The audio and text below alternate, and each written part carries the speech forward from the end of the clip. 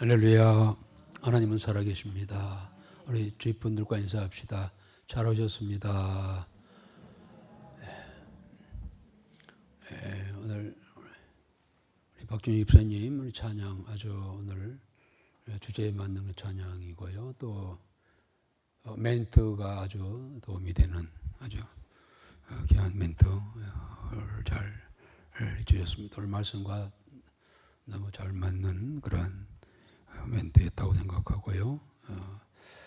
무슨 말씀이기에 오늘 미가서 1장인데요. 무슨 말씀이기에 같이 일치가 됐을까? 오늘 우리가 이제 미가서는 그렇습니다. 소선지서가 있잖아요. 소선지서 12권인데요. 12명의 소선지자에 의해 기록된 소선지서 12권 중에 6번째 책이 바로 오늘 미가서입니다. 미가 하면은 좀 기억나야 할 부분이 있을 건데요. 뭐가 생각날까요? 미가 선지자 하면은 미가서는 일곱 개 장으로 되어 있습니다. 7개 장 중에 5장에 보면은 5장 2절에 보면은 미가는 이 메시아이신 예수님께서 베들레헴에서 태어나실 것에 대하여 예언했습니다. 이것으로 가장 유명하죠. 아주 가장 구체적으로 물론 모든 선지자들이 메시아에 대한 예언을 하지만 오실 것을 이야기하지만은 이 장소까지 지역까지 이야기하는 이 선지자는 바로 이 미가 선지자였습니다. 미가는 메시아가 베들레헴에서 태어날 것이다 라는 예언을 해서 좀 유명하지요. 많이 인용이 되어지고요. 그러한 이 미가서가 오늘 이제 시작이 되는데요. 미가서 7장 중에 7장 안에 3편의 설교가 들어 있습니다. 3편의 설교로 되어 있습니다. 특별히 오늘 이제 1장입니다만은 1장과 2장은 그 3편 중에 첫 번째 그런 설교라고 할 수가 있겠습니다. 그 중에 오늘 1장에서는 미가 선지자에 대한 간략한 그런 소개와 함께 그가 예언한 거잖아요. 말씀을 하나님께서로부터 말씀을 듣고 그들을 전하는 일을 하잖아요. 그래서 그 말씀을 들어야 할 대상이 누구인가를 이야기하고 있습니다. 누굴까요? 대부분 선지자들은 북이스라엘 아니면 남유다 이렇게 나누어지잖아요. 북이스라엘에 활동한 선지자가 있고 남유다를 향하여 활동한 선지자가 있습니다만 미가는 남북 합쳐서 이스라엘 백성들을 향하여 전체를 향하여서 메시지를 이렇게 전하고 있습니다. 그 내용은 그렇습니다. 첫 번째 설교의 내용은 이 북이스라엘과 유다, 북이스라엘 사마리아라고 그렇게 표현을 하고 있어요. 사마리아는 북이스라엘의 수도였기 때문에 그렇습니다. 남유다의 수도는 어디입니까?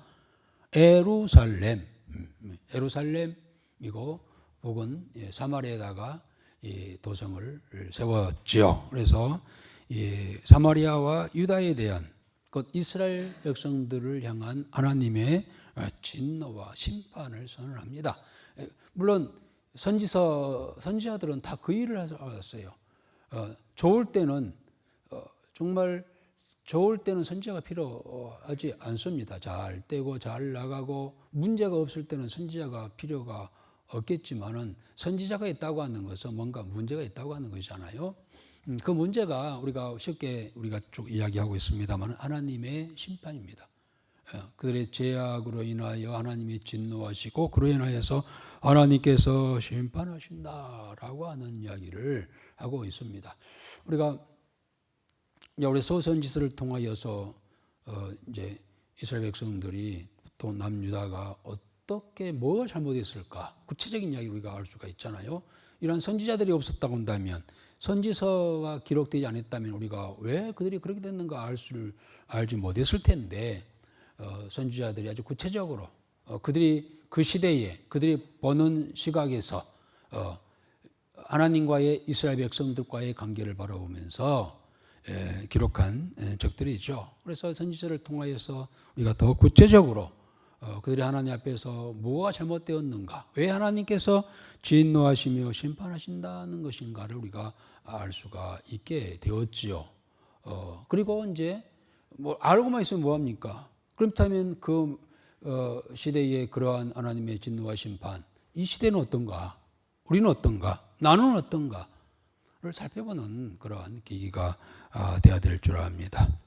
그러나 이제 이렇게 늘 우리가 이 선지서를 통하여서 이사야서부터 시작해 가지고 늘 하나님의 진노와 심판과 화내고 멸망 이런 이야기를 하지만은요, 또 하나같이 공통적인 게 뭘까요?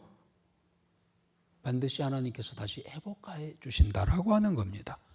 회복시키신다라고 하는 겁니다. 그래서 하나님의 긍휼하심이 얼마나 큰가를 보여주는 그런 내용으로 되어 있죠.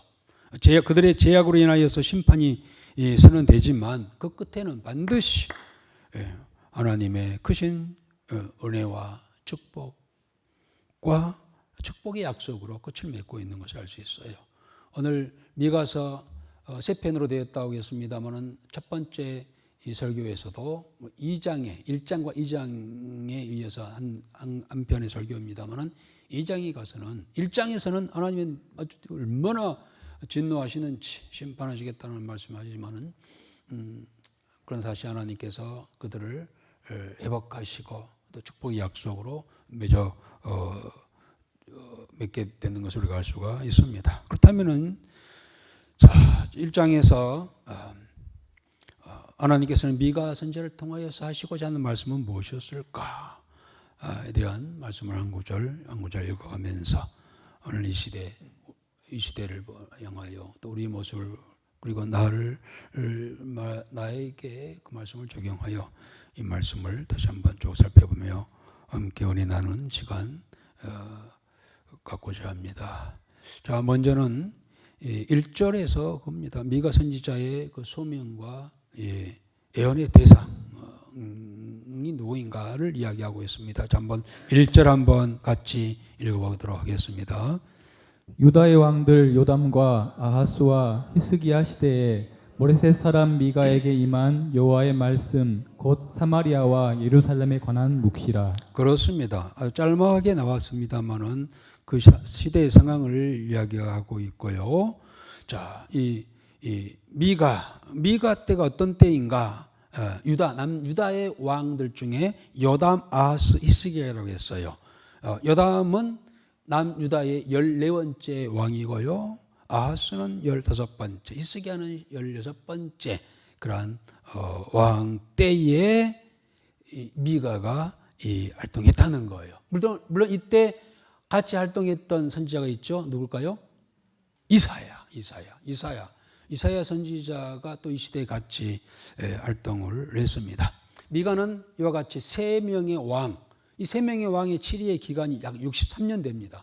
그러나 물론 그렇다고 해서 미가가 63년 동안 사역을 했다는 이야기가 아니라 이 3명의 왕 시대에 걸쳐서 처음부터까지 한 것이 아니라 걸쳐서 그렇게 예언했다고 하는 겁니다. 이때에 북이스라엘의 상황은 어땠을까요? 북이스라엘의 왕은 누구였을까요? 그렇습니다. 18번째 왕인 베가, 그리고 마지막 왕 호세아 왕 때입니다. 18대 19대 왕 때였습니다. 자, 그러면 보세요. 이 북이스라엘은 마지막 왕 베가와 마지막 왕 호세아 때에 미가가 예언했다고 했으니, 또 미가는 남유다 출신이지만 북이스라엘까지 합하여서 예언의 내용을 선포합니다. 그렇다면은 미가가 사역할 때에 지금 북이스라엘은 어떤 상황이라는 겁니까? 그야말로 호세아 왕이 마지막 왕입니다. 그리고 호세아 왕 마지막 해가 바로 BC 722년입니다. 722년은 아수르에 의해서 북이스라엘이 망한 때였습니다. 그러니까 어떤 면에서 북이스라엘은 가장 제약이 아주 성했던 그러한 시대라고 할 수가 있습니다. 아무튼 이 미가가 이것을 예언한 후로 약 한 20년 후에 이 북이스라엘은 아수르에 의해 완전히 멸망하는 것을 우리가 역사를 통해서 배워왔습니다. 아무튼 미가는 그러한 때에 활동했던 그러한 선지자이고요. 그의 고향을 이야기하고 있죠. 고향은 모레셋 사람이라 했으면 모레셋 출신인데요. 모레셋은 예루살렘에서 남유다입니다. 남유다에서 서쪽으로 그렇게 멀지 않는 한 자그마한 동네의 출신인 것을 이야기를 하고 있습니다. 자, 그러면은 이런 때에 이러한 이 선지자 미가가 어떤 내용을 예언했을까요? 선포했을까요? 우리 2절부터 7절까지가 주로 사마리아, 북이스라엘에 대한 이 심판의 선언입니다만은, 자, 먼저 그렇게 미가는 나섭니다. 우리 2절에 보면은요. 2절 한번 읽어보겠습니다. 백성들아 너희는 다 들을지어다. 땅과 거기에 있는 모든 것들아 자세히 들을지어다. 주 여호와께서 너희에게 대하여 증언하시되 곧 주께서 성전에서 그리하실 것이니라. 그렇습니다. 백성들아 너희는 다 들을지어다. 땅과 거기에 있는 모든 것들아 자세히 들을지어다 라고 하면서 마치 재판장이 범죄자 죄인을 향하여서 재판하는 것 강요와 같은 그런 분위기입니다. 물론 여기서 백성들아 너희는, 여기서 백성들은 누굴까요? 북이스라엘 사마리아 성에 있는 자들이라고 할 수가 있겠습니다. 그리고 그들의 죄악을 이야기하겠다. 다 들어봐라. 누구에게? 땅과 거기에 있는 모든 것들아. 이것은 이제 주위에 있는 많은 열방들을 향하여 하나님께서는 딱 이스라엘을 꼭 집어가지고 저들의 죄악을 내가 이야기했더니 동네 사람들아 다 들어봐라. 세상 사람들아 다 들어보아라. 뭐 이러한 분위기입니다. 여러분 죄인을 포박하고 구속할 때 그냥 아무런 적이 없이 그냥 잡아갑니까? 그렇지 않습니다. 검사가 그의 죄를 낱낱이 열거하고 그것이 범죄로 인정되면 그때 이제 끌려가는 것이죠. 재판을 받게 되는 것이죠. 그러듯이 이스라엘의 그러한 죄악들을 하나님께서 말하겠다는 거예요. 마치 검사가 죄인을 범죄자를 향하여서 이제 선포하듯이 그런 분위기라고 할 수가 있겠습니다. 자, 이 이야기는 주께서 성전에서 그러하실 것이니라. 사람이 하는 것이 아니라 하늘 성전에서 하나님께서 그 일을 하신다라는 겁니다. 이야기를 먼저 연재하면서 이렇게 얘기합니다. 자, 그러면은 무슨 이야기일까요? 그들이 무슨 죄를 지었을까요? 3절과 4절입니다. 한번 읽어보겠습니다. 여호와께서 그의 처소에서 나오시고 강림하사 땅의 높은 곳을 밟으실 것이라. 그 아래에서 산들이 높고 골짜기들이 갈라지기를 불 앞에 밀초 같고 비탈로 쏟아지는 물 같을 것이니. 하나님께서는 구체적인 그들의 죄악을 이야기하기 전에요. 뭐랍니까? 여호와께서 그의 처소에서 나오시고, 하나님의 처소가 어디입니까? 하늘천국이잖아요. 하늘천국에서 나오셔가지고 하신다는 겁니다. 얼마나 진노하셨으면 그렇게 하셨겠습니까? 그리고 땅의 높은 곳을 밟으실 것이라 라고 했어요. 이게 가장 중요한 제목이라고 할 수 있어요. 땅의 높은 곳을 밟을 것이라. 근데 땅의 높은 것이 어디일까요? 4절이나 5절, 7절에 보면은요, 문맥상 보면은 산을 이야기하고 있고요. 그 다음에 우상 숭배에 대한 이야기를 언급하고 있습니다. 자, 그렇다면은 이 땅의 높은 곳이 어떤 곳일까요? 땅이 높은 곳에 그들이 뭘 세워놨었어요, 그 당시에? 산당이에요, 산당. 산당을 세워서, 물론 산당이라고 하는 것은요, 이스라엘 백성들에게 있어서는 굉장히 중요한 곳이었어요. 그들이 어디를 간다거나 하면은요, 예배 드리기 위해서 예배 초소로, 간이 예배 초소로 이렇게 처음에는 사용되었으나, 그러나 그것을 치우지 못하고, 나중에는 지금 가장 이 시대에, 이때에, 나중에 아합왕, 북이스라엘의 아합왕은요, 우상숭배 최고 뭐라 해야 되나 권위자라고 해야 되나요? 제일 나쁜 왕이 바로 아합이잖아요. 그런데 그 아합이 이 산당에다가 온갖 우상들을 만들어서 세워가지고 우상 숭배를 했던 것이죠. 물론 처음에는 이 산당은 좀 좋은 목적으로 예배 초소로 사용했는데 갈수록, 그리고 지금 특별히 북이스라엘은 그 악이, 산당을 통하여서 지어지는 악이 최고조로 올라와 있어요. 그래서 하나님께서 내가 땅의 높은 곳을 밟으실 것이라 라고 하신 것은 그 우상 숭배의 본거지인 산당을 내가 해파할 뿐만 아니라 그로 인하여서 지은 모든 죄악들에 대하여 내가 심판하시겠다라는 그런 말씀입니다.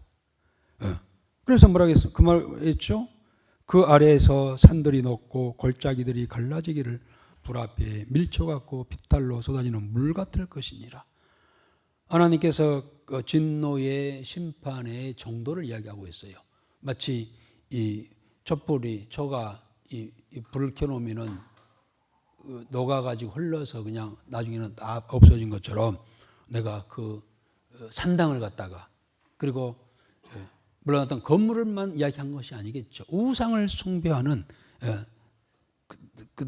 그들과 그 지역을 완전히 내가 심판하시겠다라고 그렇게 말씀합니다. 물론 하나님께서 이 천재지변으로 인하여서 산들이 무너지고 그리고 이 파괴되는 그런 모습들이 나옵니다만은, 그렇게 하나님께서 가장 첫 번째 그들의 제약이라고 하는 것은 우상숭배입니다. 우상숭배라고 하는 게 뭡니까? 우상숭배 자체만이 문제가 아니라 우상을 숭배한다는 것은 뭡니까? 그 전에 무슨 일이 있어요? 그렇지, 하나님을 떠나는 거예요. 하나님을 떠나서, 물론 어떤 경우는 과정에 있는 자들은 하나님도 섬기고 우상도 섬기고 하나님도 섬기고 세상도 섬기고 하다가 점점 하나님을 등지고 그리고 우상을 섬기게 되는 그러한 모습을 볼 수가 있겠습니다만은, 그 첫 번째 하나님의 진노의 그런 심판의 이유라고 하는 것을 먼저 이야기를 하십니다. 자, 그러면서 이 산당에서 시작된 그 우상 숭배는 어떻게 시작됐는가 이야기를 하고 있습니다. 5절, 7절입니다. 이는 다 야곱의 허물로 말미암으며 이스라엘 족속의 죄로 말미암음이라. 야곱의 허물이 무엇이냐? 사마리아가 아니냐? 유다의 산당이 무엇이냐? 예루살렘이 아니냐? 이러므로 내가 사마리아를 들의 무더기 같게 하고 포도심을 동산 같게 하며 또 그 돌들을 골짜기에 쏟아내리고 그 기초를 드러내며 그 새긴 우상들은 다 부서지고 그 음행의 값은 다 불살라지며 내가 그 목상들을 다 깨뜨리리니 그가 기생의 값으로 모았은즉 그것이 기생의 값으로 돌아가리라. 그렇습니다. 하나님께서 이 5절에 야곱의 허물로 말미암음이라. 그런데 또 좀 뒤에 야곱의 허물이 무엇이냐라고 반문하십니다. 그 야곱의 허물이 뭘까? 이스라엘의 실수가 뭘까요? 우리가 선지서를 통해서 쭉 이야기를 해오고 있는 건데, 야곱의 이 허물이라고 했는데 이것은 이제 이스라엘 백성들 이야기하고 있어요. 야곱 때부터 시작된, 어떤 면에서 야곱 때부터 시작된 이 일이고, 그것이 이제는 허물이 되어가지고 그로 인하여서 하나님의 진노를 사게 되었다. 그게 뭘까요? 야곱의 허물이 뭘까요? 산당이라니까. 산당 건물이라기보다도 그 건물에서 그 산당을 치우지 못함으로 인하여서 거기서 일어나는 모든 악행을 이야기하고 있습니다. 우리가 남유다 역사를 보면서도 좀 반은 그래도 선한 왕이었습니다. 반은 또 악한 왕이었고요. 그런데 그 선한 왕들 중에도 하지 못한 게 하나 있다고 했잖아요. 그게 뭐라고 했어요? 산당을 제거하지 못해. 산당. 제약의 근본을 제거하지 못했어. 그게 이제 야곱의 허물, 이스라엘의 허물이 되고 말아요. 오늘 우리도 마찬가지예요. 우리도 물론 겉으로 이렇게 막 이게 신앙의 어떤 저기를 쌓아가고 뭐 기도도 하고 예배도 시간도 하지만은 신앙생활 잘하고 있는 것 같지만은 근본적으로 우리 속에 있는 그러한 허물이 있다는 거예요. 그것이 도사리고 있다가 그것이 은혜로 성령 충만으로 이렇게 쌓여있다가 이제 은혜가 떨어지고 성령이 떠나시면은 이게 그 허물이 드러나는 거예요. 그러니까 중요한 것은요, 이 우리 속에 있는 그 근본적인 그런 허물, 죄악을 제거하는 것이 필요하다는 겁니다. 우리가 물세례를 통하여서 우리가 자범죄에서 벗어났어요. 그러나 물세례 받았다고 해서 끝난 게 아닙니다. 불세례를 받아요. 불세례. 성령 세례죠. 불세례를 통하여서 우리 속에 있는 근본적인 허물, 늘 도사리고 있는 기회만 엿보고 어떤 면에서 그것이 드러나게 되면은 이제 파괴될 수밖에 없다는 겁니다. 우리가 열심히 기도하고 예배드리고 이렇게 은혜를 받고 하면은요, 은혜의 사람, 기도의 사람인 것 같지만은요, 근본적으로 이 불성령을 통하여서 속에 있는 허물을 제거하지 않냐면은요, 우리가 항상 은혜 속에 있지는 않아요. 항상 성령의 충만 가운데 있지 않잖아요. 그렇게 해야 되는데 우리가 자꾸 에너지가 열심히 일을 하면 에너지가 떨어지듯이 우리가 열심히 주를 위해 살다 보면은요, 오히려 더 채우고 충전하고 충만케 되어야 되는데 그렇지 아니하면 이렇게 흘러내리게 되는 것이죠. 약해지는 것이죠. 믿음도 떨어지고 은혜도 떨어지고 성령이 떠나가면은 내 본 모습이 나와. 나의 본 모습. 나의 본 모습이란 게 뭘까요? 죄악된 허물과 죄의 모습이라고 하는 거예요. 이걸 제거하지 않냐면 언젠가는 드러난다는 거예요. 자, 이스라엘도 하나님께서 그거예요. 야곱의 허물로 말미암음이요. 야곱의 허물이 무엇이냐? 사마리아가 아니냐? 유다의 산당이 무엇이냐? 예루살렘이 아니냐? 라고 그렇게 계속 이야기하고 있습니다. 물론 이 산당이라고 하는 것은 남유다에 있었지만 북이스라엘이 많이 있었어요. 그런데 북이스라엘이 이제 딱 이렇게 38선 가로듯이 갈라져 있기 때문에 그들이 예배를 드리려면은 이 남쪽 예루살렘에 내려갔는데 딱 선이 그어가지고 못 내려오잖아요. 그래서 그때부터 그들은 그곳에 있는 북이스라엘 쪽에 있는 산당들을 갖다가 이용한 거예요. 사용한 겁니다. 거기다가 이제 뭡니까? 온갖 신들을 불러서 첫 번째 왕인 북이스라엘 첫 번째 왕이 여로보암이잖아요. 여로보암이 가장 먼저 그 행위를 했잖아요. 금신상, 금을 걷어가지고 금으로 신상을 만들어서 소 신상을 만들어가지고 딱 산당에 놓고 그때부터 이제 이게 우리 하나님이야 라고 시작을 했잖아요. 거기서부터 사실 문제가 있었던 거죠. 그런데 그것이 나중에는 남유다까지 전염돼 가지고 이 남유다까지 그런 제약의 물이 들었다는 거예요. 그 이야기를 하고 있습니다. 그래가지고 이제 6절 7절에는 내가 그로 인하여서 이제 여러분 뭐 그렇게 우상을 섬기고 하면은요, 여러분 우상을 섬기면은요 이 세상이 잘 돼요. 잘 됩니다. 귀신들이 악한 영들이요 괜히 이렇게 섬기도록 하지 않아요. 여러분 막 그 돌 앞에 가지고 막 빌고 공들이고요, 고목나무 앞에 가서 막 공들이고 또 그런 불상 앞에 가서 열심히 하면은요, 그들은 이 땅에서의 필요한 것들을 복을 얻어요. 얻습니다. 예. 그러니까 세상 사람들이 잘 되는 거예요. 우상을 섬겨도 잘 되는 거예요. 또 이스라엘 백성들과 남유다 백성들이 우상을 섬긴 이유가 뭡니까? 주변에 있는 블레셋이나 뭐 아수르나 이런 나라들이 온갖 우상을 섬기는데 잘 되거든. 나라도 부강하고 백성들이 잘 먹고 잘 살아. 바알신을 섬기면 농사도 잘 된다고 하고 막 이런 진짜 잘 돼요. 이런 유혹에 북이스라엘이나 남유다가 빠지는 거예요. 유혹에 빠지는 겁니다. 그래가지고 이제 잘 되니까 그들이 막 성전도 산당을 갖다가 막 이렇게 더 크게 세우고 그러잖아요. 여러분 이 시대에는요 참 아이러니하게도 기성교회들은 많이 쇠퇴해 가요. 분위기가. 그런데 이단들은 그렇지 않아요. 이단들은 더 성해져 가고 있는 것 같아요. 그런 분위기예요. 더 높이 쌓고 더 높이 세우고 그렇습니다. 그러니까는 사람들이 저가 뭐가 있는가 봐라고 가게 된다는 거예요. 그런데 그들이 가서 그렇게 하려면 하나님을 떠나고 그리고 우상을 섬기는데 우상 섬김, 우상 숭배의 나중에 행위는 뭘까요? 음행과 음란이에요.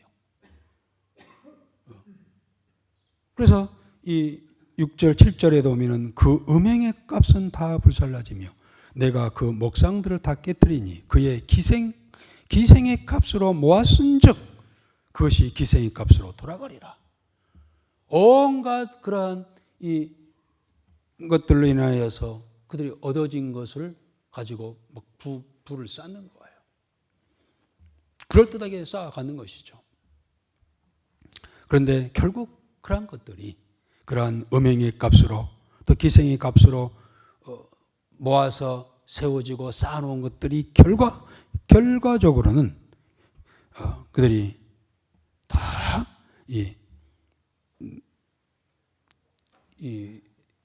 폐해지고 허물어지고 폐해지고 다 빼앗기리라고 하는 말씀을 그렇게 하고 있습니다. 실질적으로 그들이 북이스라엘이 아수리에 패망할 때에 그들이 그동안 모아놨던 것 우상 숭배하니까 뭐 잘 되고 잘 되거든요. 그런 것들을 다 모아. 그런데 결국은 알고 보면은 음행의 값이요 기생의 값입니다.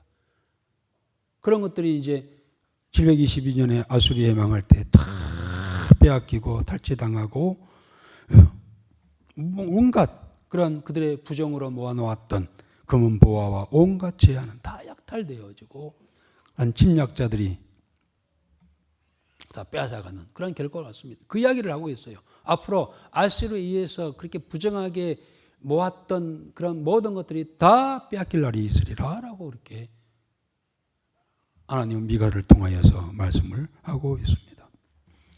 자, 이 모습을 보고 이 이야기를 한 미가의 마음은 어땠을까요? 미가의 마음. 이야기는 했고 하나님께서 그 말씀하라고 하니까 하기는 했지만은 그의 마음은 어땠을까요?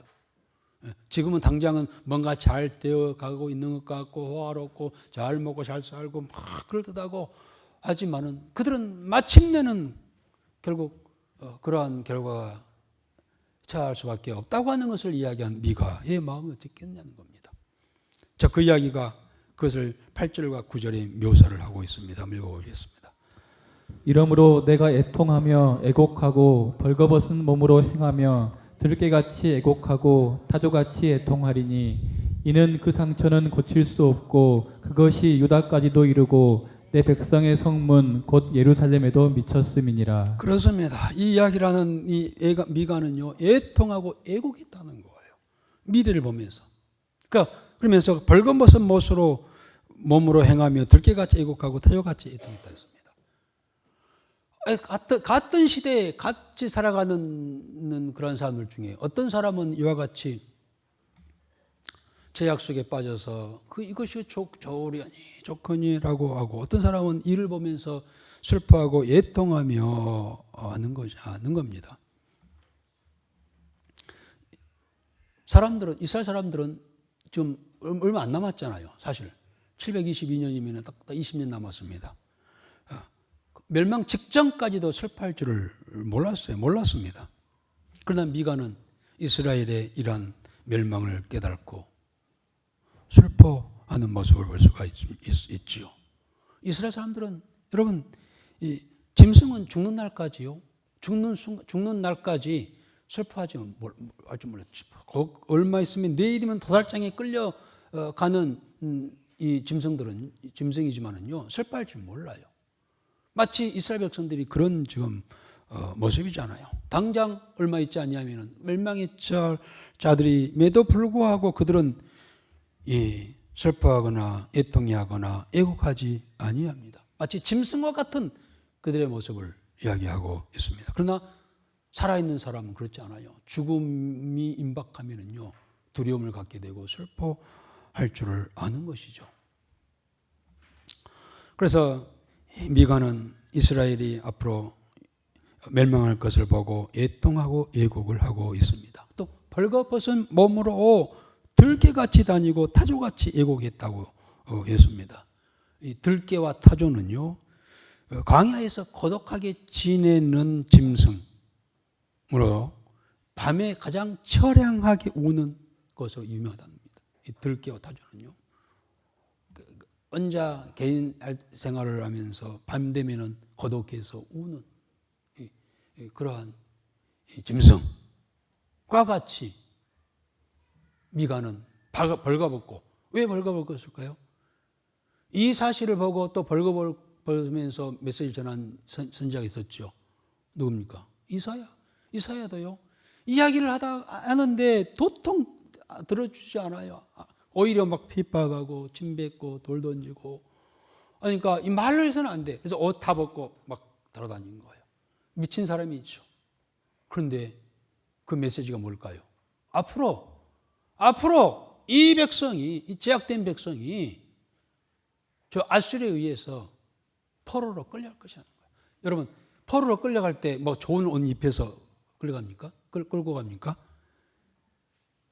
아주 다 옷 벗기고 도망갈까 봐 해가지고 이렇게 끌고 가잖아요. 돼지 취급하면서 끌고 가잖아요. 그 모습을 그대로 퍼포먼스 한 거예요. 이사야도 그랬고, 그러다가 이사야는 더불어 키우는 그런 죽음을 최후로 맞았습니다만은 미가도 도저히 말로 해서는 안 돼. 그래서 이 몸으로 같이 퍼포먼스를 하면서 이렇게 하나님을 등지고 우상을 섬기며 제약 속에 빠져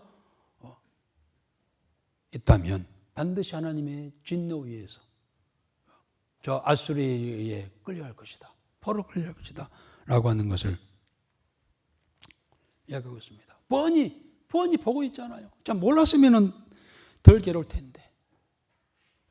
집을 나간 탕자, 철없이 집을 나갔어. 아버지는 저놈이 앞으로 어떻게 될 것인가 뻔히 알잖아요. 부모 떠나면은 어린 자식이 부모 떠나면은 개고생이지. 그래서 아버지는 그의 미래를 보고 슬퍼하잖아요. 여러분, 우리가 하나님의 음성을 듣는 우리 지각이 있어야 할 줄 압니다. 하나님의 심판을 바라보고 이렇게 슬퍼할 줄 아는 그러한 우리의 영적 감성이 있어야 될 줄 믿습니다. 교회를 떠난 사람들 얼마나 많습니까? 철없이 교회에 오면은 얼마나 이것저것 불편하고 답답하고 뭔가 매여 있는 것 같고, 또 은혜가 있을 때는 그래도 은혜 가운데, 하지만 은혜가 떨어지면은요, 교회에 있는 게 얼마나 싫어요. 그래서 그냥 아이고 나 떠나겠어. 철없는 탕자처럼 교회를 떠난 사람들이 얼마나 많습니까? 그런데 그들은 우리 입장에서는 뻔히 보이잖아요. 저들이 아버지 집을 떠나면 저 탕자 개고생할 텐데, 죽을 텐데 라는 그런 마음을 갖듯이 영적으로 저들이 교회 생활하다가 교회를 떠나면 그들은 세상에서 조금 화려한 생활을 할지 모르지만 결국은 멸망일 텐데, 결국은 사망이요, 결국은 멸망일 텐데 하면서 애통해야 하는 그런 마음. 미카가 이제 그런 심정이에요. 저들은 좋다고 하나님을 떠나서 저렇게 하고 있지만은 앞으로 다가올 진노의 심판을 생각했을 때 정말 애고하지 아니할 수가 없는 미가였어요. 그래서 옷 다 벌거벗고 그냥 들짐승처럼 막 소리 지르면서 그렇게 해서라도 좀 깨닫고 돌아온 자가 있을까? 그렇게 했다는 거예요. 오늘 우리도요. 우리 가족과 자녀 중에 나중에 마지막 16절에 너희는 그와 같이 너희 자녀들을 위하여 울라라고 이렇게 이야기하고 있습니다만 미가는 하나님은 미가를 통하여서 우리 자녀들이 우리 가족 중에 이웃 중에 가까운 사람들 중에 정말 철없는 자들, 영적 철없는 자들이 얼마나 많습니까? 그리고 교회를 떠난 사람들이 얼마나 많습니까? 그들을 위하여 울라라고 이렇게 이야기를 하고 있습니다. 어쨌든 참 부끄럽고 창피한 일이다. 그래서 이 일을 앞으로 이렇게 될 것에 대해서 세상 사람들 알리지 마라. 10절 한번 읽어봅시다. 가드에 알리지 말며 도무지 울지 말지어다. 내가 베들레아 브라에서 티끌에 굴렀도다. 그렇습니다. 이 앞으로 저들이 철없이 하나님을 떠나서 멸망길로 가고 있는데 저 이방인들에게 말하지 말아라. 창피하다. 한때는 막 여호와는 우리 하나님이시오 하면서 막 은혜 속에 살다가 이제 떠나버린. 그러면 사람들이 세상 사람이 뭐라고 하겠어? 얼마나 웃겠어? 비웃겠어? 한때는 막 은혜 받았다 하고 어쨌다고 막 하더니 저 세상 나가가지고 저렇게 하고 있어. 라고 알까봐 말하지 말라는 거예요. 사실 우리 자녀들도 우리도 그러잖아요. 우리 자녀들이 어렸을 때는 신앙생활 잘했는데 점점 크면서 철이 들어야 되는데 오히려 철이 빠져가지고 영적 철이 빠져가지고 세상으로 나가. 그러면 부모 믿음 있는 부모는 얼마나 부끄럽고 창피합니까? 누구한테 그런 말을 합니까? 저도 그래서 안 물어봐요. 집사님, 권사님, 누구 좀 어떻게 됐어요? 하면 얼마나 마음 아프겠어요. 나 창피해. 어렸을 때는 신앙생활 잘했는데 지금 와서 저렇게 한다고 하는 것이. 말을 못해. 그러듯이 오늘 10절에도 하나님께서는 이 일을 갖다가 가드에게 알리지 말라는 거예요. 그리고 도무지 울지 말라. 그들을 보는 앞에서. 왜냐하면요. 이것은 이제 사무엘하 1장에 보면은 이 사울 왕과 그의 아들 요나단이요. 블레셋에 의해서 죽어요. 전쟁에서 죽습니다. 그때 다윗은 사람들에게요. 저 블레셋 사람들에게 사울과 요나단이 죽었단 말을 하지 말아라. 왜? 창피하잖아. 한때는 이스라엘 왕이었잖아요. 요나단은 정말 믿음 좋은 다윗의 친구였고 그런데 동시에 아버지와 아들이 동시에 블레셋에 죽거든요. 이 참 부끄럽고 창피한 일이야. 하나님의 백성 중에 더구나 왕이었던 사울이 저 적군에 의해서 죽었으니 얼마나 부끄럽고 창피한 일이야. 그래서 알리지 말아라. 라고 한 대목이 나오는데요. 그것을 인용한 거죠. 가드는 블레셋을 이야기하고 있어요. 세상 사람들이 알리지 말아라. 이 부끄럽고 창피한 일을 한때 하나님 잘 섬기다가 지젓하고 철없이 떠나버리는 그런 멸망길로 가는 저가에 대해서 이야기 말아라. 부끄러운 일이다. 여러분 때로는 우리 믿음의 길을 가다가요. 성도들이 죄를 지으면 하나님께 징계를 하십니다. 징계해야 그게 하나님이시죠. 내 잘못하고 있는데도 가만히 놔두면 그건 하나님이 아니시죠. 자녀가 잘못됐는데 부모가 그걸 보고 가만히 있는 부모가 참 부모입니까? 매를 들어서라도 채찍을 가해야 그게 부모지요. 그런데 채찍 맞으면서 막 우는 소리가 막 옆집까지 막 들리면 그건 좀 창피하지 않아요. 네. 여러분 우리가 믿음 생활하다가요 하나님 앞에 죄를 지으면 징계를 받는 게 당연하고 징계를 하십니다. 그러나 이로 인하여서 세상 사람들에게 하나님의 이름이 모욕을 당하는 것은 이건 당한 일을 두려워하라는 거예요. 자, 이러한 그들을 어떻게 하나님께 심판하시는가? 11절 14절까지 읽어보겠습니다. 사빌 주민아 너는 벗은 몸에 수치를 무릅쓰고 나갈지어다. 사안한 주민은 나오지 못하고 베데셀이 애곡하여 너희에게 의지할 곳이 없게 하리라. 마롯 주민이 근심 중에 복을 바라니 이는 재앙이 여호와께로 말미암아 예루살렘 성문에 임함이니라. 라기스 주민아 너는 준마의 병거를 메울지어다. 라기스는 딸 시온의 죄의 근본이니 이는 이스라엘의 허물이 내게서 보였음이니라. 이러므로 너는 가드 모레셋에 작별하는 예물을 줄지어다. 악십의 집들이 이스라엘 왕들을 속이리라. 그렇습니다. 본문에서 사빌 주민 나오고요, 사안한 주민 나오고요, 벳에셀 지역이 나오고요, 마롯 그런 지역이 나오고요, 라기스 지역이 나오고 이런 많은 지역 이름이 나옵니다. 이것은 앞으로 대부분 남유다에 속한 그런 성읍들이죠. 그런데 결국 이 성읍들이 모두 이방인들에게 빼앗기고 또한 이스라엘 백성들이 아닌 자들에게 다 빼앗길 것에 대하여, 그러니까 유다 전역이 북이스라엘뿐만 아니라 남유다는 이제 586년에 바빌론에 망하잖아요. 전역이 유다 전역이 임할 그러한 이 파멸을 예언하고 있습니다. 여러 몇 지역을 이야기하고 있습니다만은 그로 인하여서 전역이 파멸을 면치 못할 것이고 가진 것을 모두 이방인들에게 빼앗기게 될 것이다라고 하는 것을 예언을 하고 있습니다. 이러니 하나님은 미가를 통하여서 이스라엘 부모들을 향하여 탄식하라고 그렇게 이야기하고 있습니다. 15절 16절이죠. 마레사 주민아 내가 장차 너를 소유할 자로 내게 이르게 하리니 이스라엘의 영광이 아둘람까지 이를 것이라. 너는 내 기뻐하는 자식으로 인하여 내 머리털을 깎아 대머리 같게 할지어다. 내 머리가 크게 벗어지게 하기를 독수리 같게 할지어다. 이는 그들이 사로잡혀 너를 떠났음이라. 그렇습니다. 북이스라엘은 아수르에 의해서, 남유다는 바벨론에 의해서 모든 성읍들이 다 허물어질 것이고, 또한 자녀들이 다 포로로 끌려가게 될 거라고 하는 겁니다. 그러니 너희들이 머리를 깎고 슬피 울라고 했습니다. 물론 율법에는요 사람 머리를 깎고는 안 됩니다.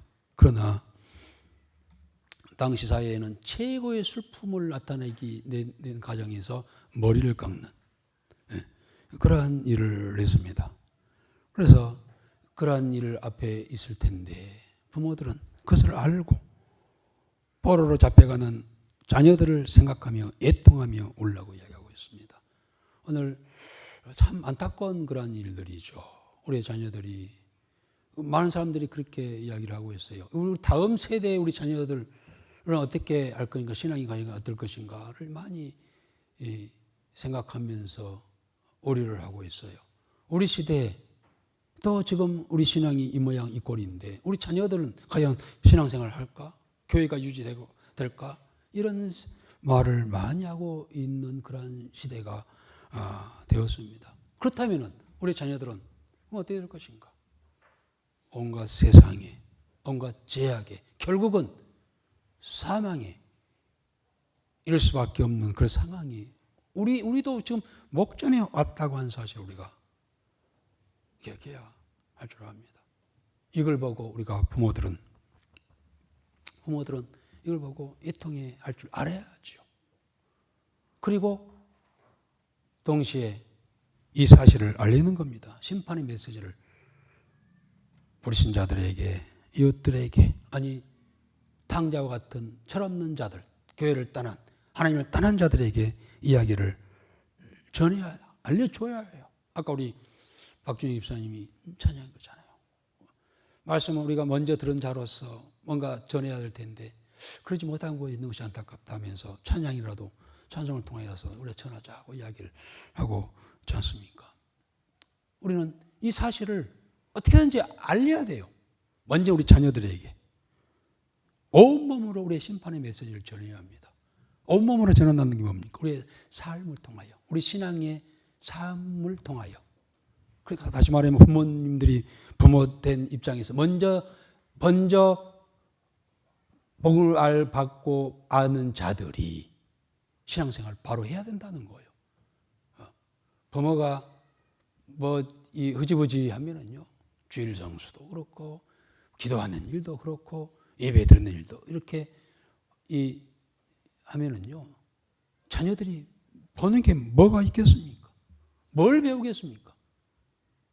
엄마도 그러던데, 엄마도 무슨 일 있으면 교회 안 나가던데, 엄마도 엄마 기도해요? 기도 생활, 나한테 기도하라고 하지만, 엄마 기도합니까?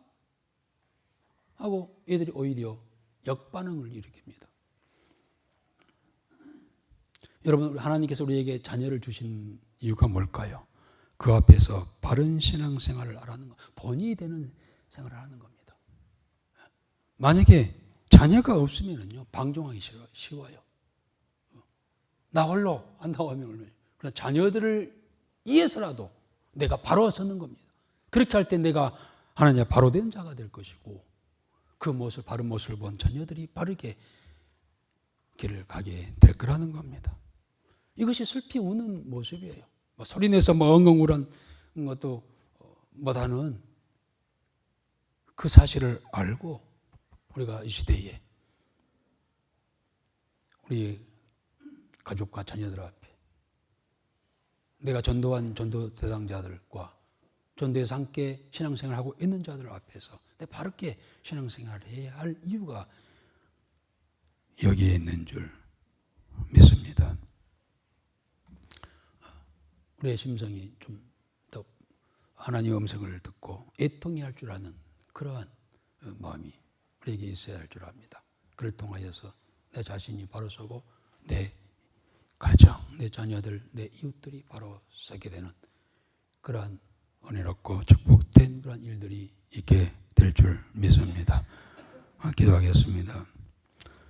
저는 오늘 또 미가서를 통하여서 오늘 우리의 신앙적인 모습이 우리 전도사들에게도 영향을 미치게 됨을 깨닫고 근신하는 그런 시간들이 되게 하여 주옵소서. 예수님도 그를 향하여 우는 여인들을 향하여 나를 위하여 울지 말고 너와 너의 자녀들 위해서 울라라고 말씀을 하셨사온데, 이 시대의 상황을 보면서 미가처럼 애통해하며 통해하는 그러한 우리의 모습이 있게 하여 주옵소서. 그리할 하나님의 긍휼하심이 그와 그의 가정과 그의 자손들과 그에 속해 있는 모든 생명들에게 임하게 되는 그러한 일이 있게 됨을 우리가 기억하고 영적으로 깨어있어 미가의 그 심정으로 남은 생에 살아가는 우리 모두가 되게 하옵소서. 예수님의 이름으로 기도하옵나이다. 아멘.